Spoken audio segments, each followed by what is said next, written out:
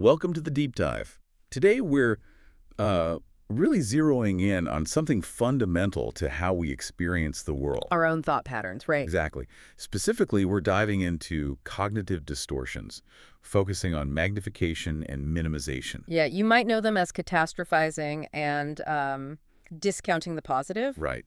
A listener sent in a fantastic collection of resources on this. Mm-hmm.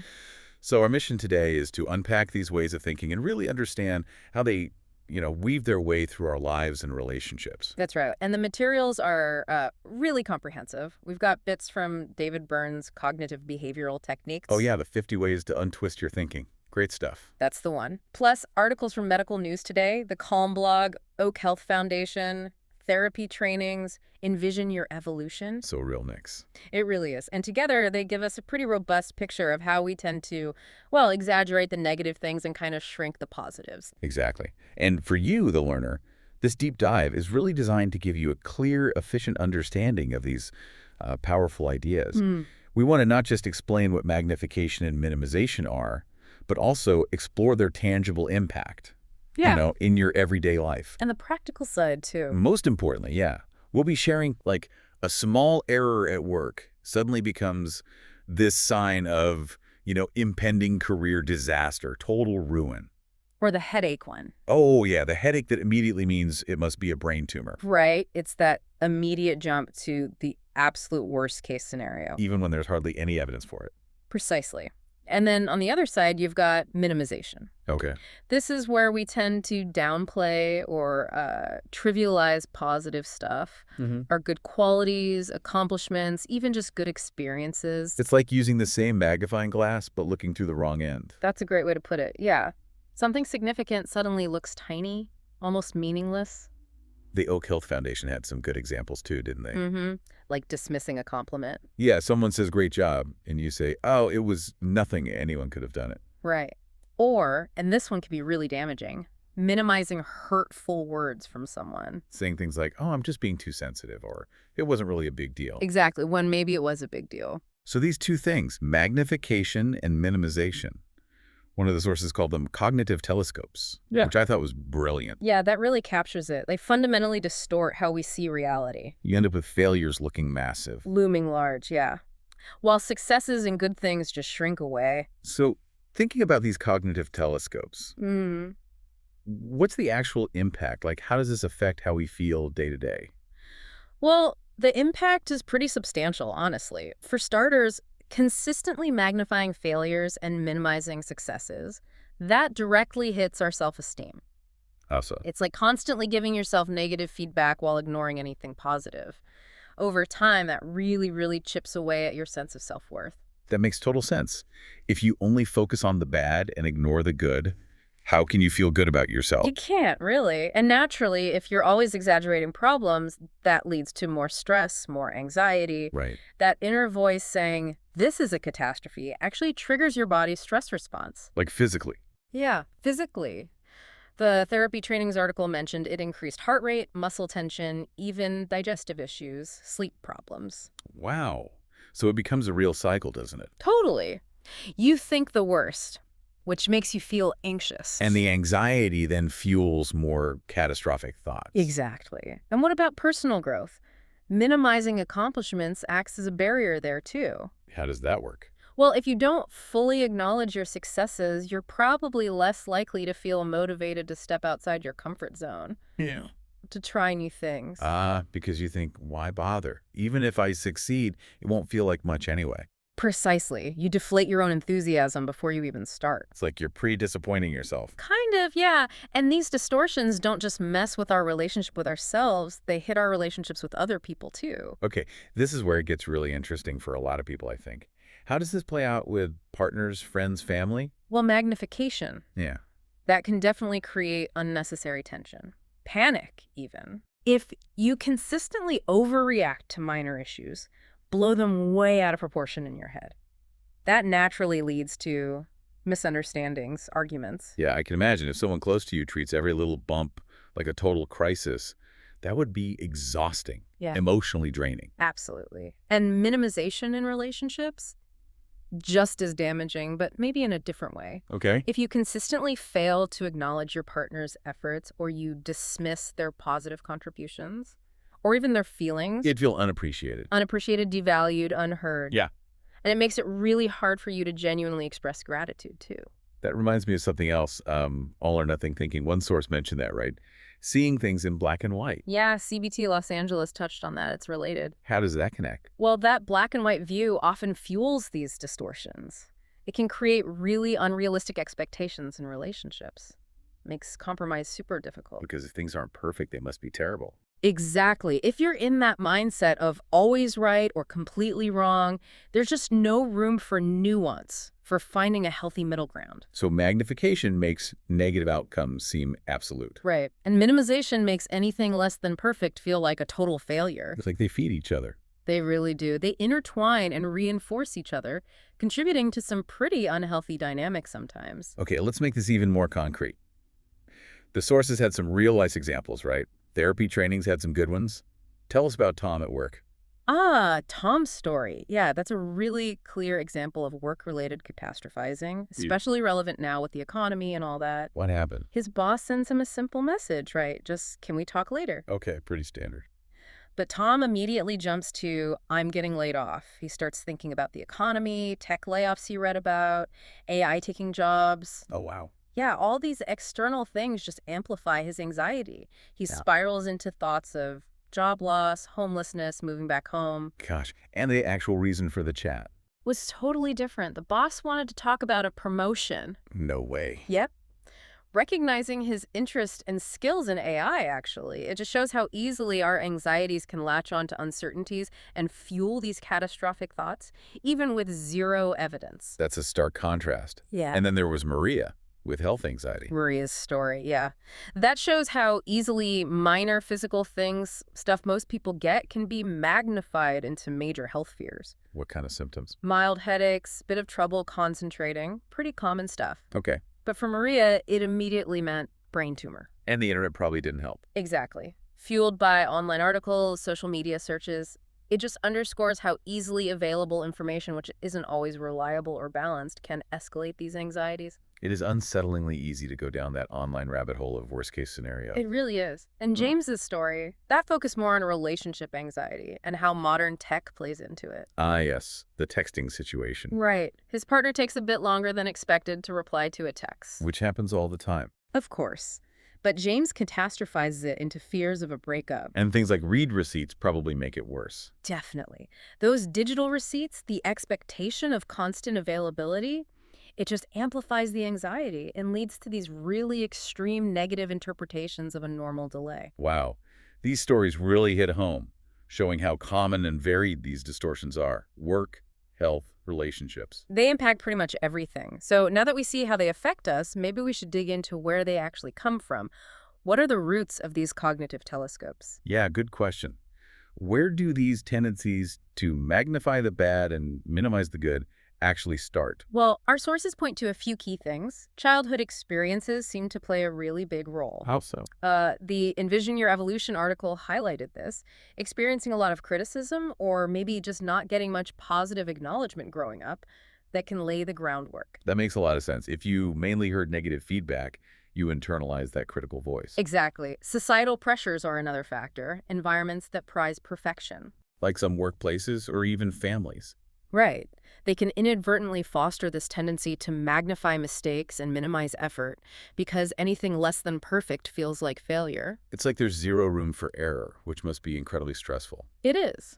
Then there are inherent personality traits. Perfectionism, for instance. Ah, the perfectionists among us. Yeah, Envision Your Evolution noted that too. If you have perfectionistic tendencies, you might be more naturally inclined to magnify any perceived shortcoming. That constant drive for flawlessness can easily become hyper-focus on any tiny mistake. Spot on. Interestingly, the Calm blog brought up genetics and biology too. Really? How? They suggested some people might just have a greater predisposition towards negative thinking. It could be genetic or related to brain chemistry like neurotransmitter imbalances. So it's not always just learned or environmental. There could be a biological element for some? Possibly, yeah. Also, past trauma and high stress levels. Medical News Today and Calm blog both mention this. How do they affect things? Experiencing negative or traumatic events can make us more likely to anticipate bad outcomes in the future. It primes the pump for catastrophizing. That's understandable. If you've been through tough stuff, trusting things will be okay might be harder. For sure. And finally, learned behavior. This is a big one, highlighted by the Calm blog. Like watching others. Exactly. Watching parents or other important figures react with extreme negativity or always dismissing positive things. Kids can just absorb those patterns. Wow, so it really shows how these patterns can almost be passed down. Yeah, and reinforced over time. So, with all these roots, how do we even begin to tackle them?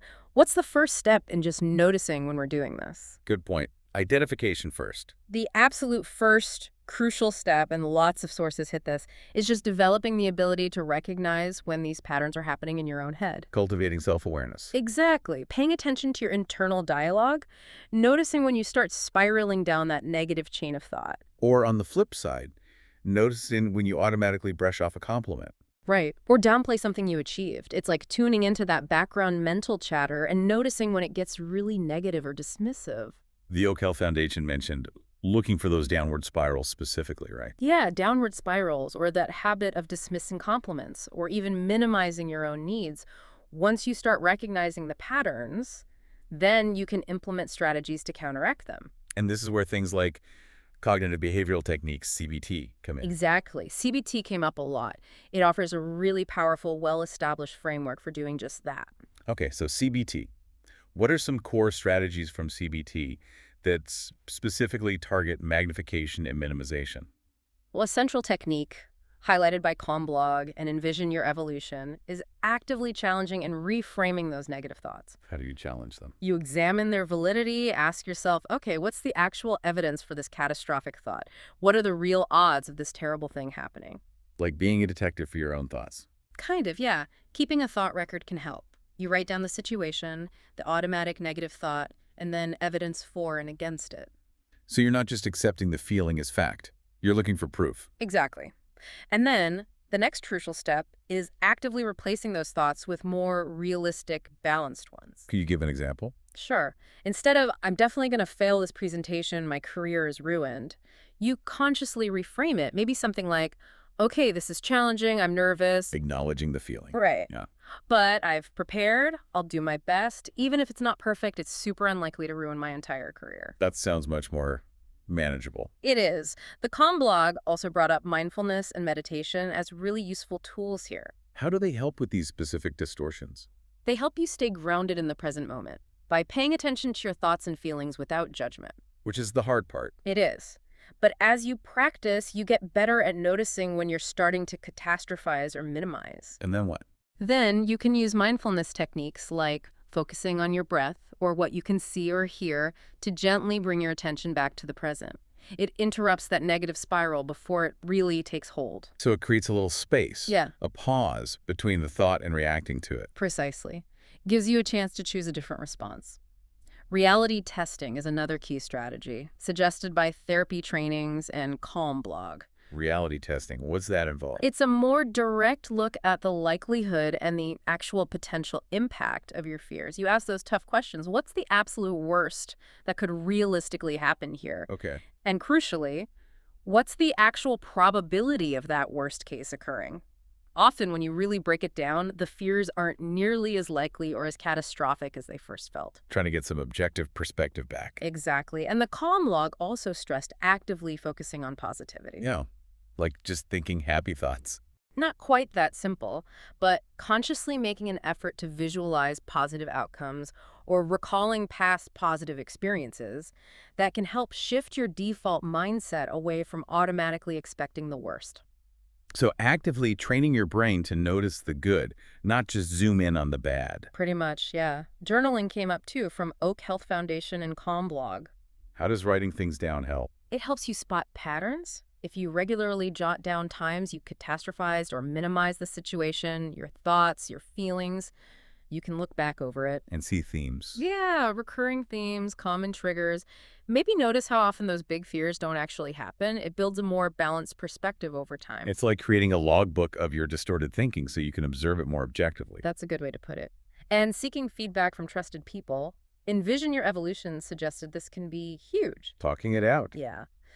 Discussing your fears and perceptions with supportive friends, family, maybe a therapist. They can offer an outside view and help you see where your thinking might be skewed.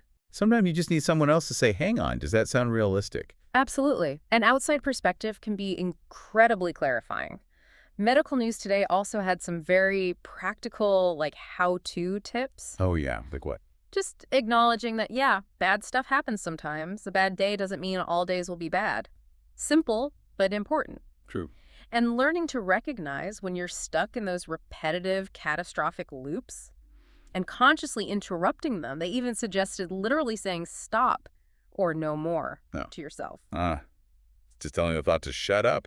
That's quite direct. Surprisingly effective sometimes. They also suggested consciously trying to think of alternative outcomes, positive ones, or at least less negative ones. Instead of just the worst case. Right, and using positive affirmations to counter that tendency to fear the worst, and, crucially, practicing excellent self-care. Self-care. How does that link to catastrophizing? Well, they noted that catastrophic thoughts are often more likely to grab hold and overwhelm us when we're already tired, stressed, or run down. So taking care of basic sleep, stress management can actually help manage the thinking patterns too. Definitely has an indirect impact.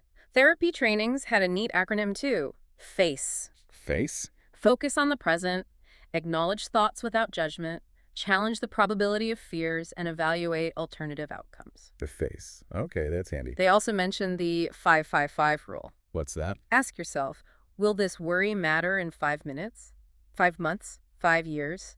Helps put immediate anxieties into a longer-term perspective. Right, shrinking the worry down a bit. It sounds like there's a whole toolkit of strategies here. There really is. And David Byrne's book, The 50 Ways one, that digs even deeper into specific CBT techniques. What kind of things does he suggest? Well, using detailed checklists to help you pinpoint which distortions are active in your negative thoughts. Really examining the evidence for those thoughts, not just accepting them because they feel true. More detective work. Exactly. He also talks about experimental techniques, testing your negative thoughts in the real world. How would that work? Like if you think, everyone will laugh at me if I speak up, you might test it by speaking up briefly and observing what actually happens. Often, the feared outcome doesn't materialize. Gathering your own data. Right. And the survey technique, asking others how they think or feel in similar situations to gauge if your reaction is, within the typical range. Getting a reality check from others. And thinking in shades of gray. This directly counters that black and white thinking we mentioned. So not just success or failure, but seeing partial successes, learning opportunities. Exactly. Recognizing the whole spectrum. He also mentions the semantic method changing your language. How? Substituting really intense, emotionally loaded words like disaster or horrible with less charged terms like difficult or uncomfortable. It can dial down the emotional intensity. Fisting out a bit. Yeah. Self-monitoring, just tracking negative thoughts, helps you see patterns and progress. And he even mentioned something called paradoxical magnification. Paradoxical magnification. Sounds intense. It is. You intentionally exaggerate a negative thought to an absurd degree to try and get some objective distance from it. But he cautions using that one carefully. Right. Probably not one to try lightly. It's fascinating how many different approaches there are, though. It really is. A lot of tools available. Now, we touched on relationships earlier. Are there other specific areas where catastrophizing and minimizing really cause problems? Yeah, definitely. The Calm blog talks specifically about chronic pain. Okay. How does it connect there? Well, pain catastrophizing is a recognized thing. It involves exaggerating the pain sensation itself, constantly expecting the worst outcomes related to it. Like, this pain will never end. My life is ruined. Exactly those kinds of thoughts. And research shows this can actually intensify the perception of pain. It creates a vicious cycle, more catastrophizing, more perceived pain, worse mental health. Wow. So the thinking pattern makes the physical experience worse. It seems to, yeah. Yeah. Which is why cognitive behavioral approaches and pain coping skills are often really helpful for people with chronic pain. That makes a lot of sense. What else? The Oak Health Foundation brought up something interesting, our spiritual lives. Really? How do these distortions affect that? They suggested that by habitually magnifying troubles, focusing only on the negative, we can inadvertently minimize our sense of faith or hope or trust in a bigger picture. So focusing on the problems shrinks the sense of possibility or resilience. Kind of, yeah. They encourage trying to keep a broader perspective, holding on to hope and trust, even when things are tough. That's a really powerful angle, how our thoughts can impact even our spiritual well-being. It is. And finally, therapy trainings made a really important distinction in their FAQs between normal worry and catastrophizing. Okay, yeah. Where's the line? They said normal worry is usually proportional to the situation. It might even motivate you to take useful action. Right, like worrying about an exam might make you study more. Exactly. Whereas catastrophizing involves those extreme, irrational, unrealistic, worst-case scenarios that are way out of proportion to what's likely or even possible. That distinction feels really key. It's not about never worrying. Not at all. It's about recognizing when that worry becomes excessive, irrational, and ultimately just makes you feel worse without helping you solve anything. Right. Learning to spot when worry crosses that line into unhelpful catastrophizing. Precisely. Okay. So as we kind of wrap up this deep dive. Yeah, we've covered a lot. We've explored how magnification and minimization, these cognitive telescopes. Love that phrase. Me too. How they're really common distortions that can significantly impact our thoughts, feelings, behaviors across pretty much all areas of life. Work, health, relationships, even spirituality. Right. They're pervasive. But the encouraging part is, The really encouraging takeaway is that we can do something about them by learning to recognize these patterns in ourselves, by consciously applying these cognitive and mindfulness techniques we talked about. we can shift things. We can definitely take steps towards a more balanced, more realistic, and ultimately a healthier perspective on ourselves and the world. It takes practice, but it's possible. Okay, so here's that final provocative thought for you, the learner. Take a moment.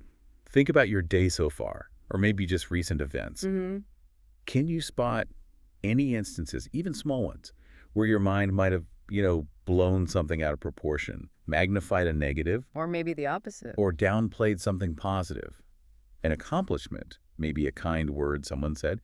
Think about the techniques we discussed. Like reality testing or reframing or just acknowledging the positive. Exactly. What's one small shift in perspective you could consciously experiment with next time you notice yourself doing that? Just a small experiment. And if you want to dig even deeper into this whole world of cognitive distortions, CBT techniques, definitely check out some of the resources we mentioned. They offer a lot more detail. For sure. And finally, if you feel like you're consistently struggling with these patterns and it's really impacting your well-being, Don't hesitate to reach out. absolutely. Seeking support from a qualified mental health professional can make a huge difference. They can offer personalized strategies and ongoing support for making positive, lasting changes.